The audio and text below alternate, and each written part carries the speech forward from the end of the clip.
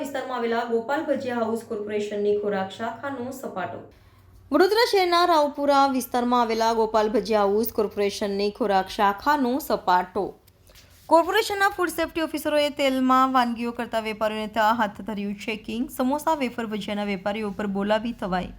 સ્થળ પર તેલનું ચેકિંગ કરી કરાવ્યો નાશ। ગોપાલ ભજીયા હાઉસ પાસે લાયસન્સ નહીં હોવાથી દુકાનને કરાવી બંધ। ફૂડ સેફ્ટી ઓફિસરોના આકસ્મિક ચેકિંગથી વેપારીઓમાં ફફડાટ।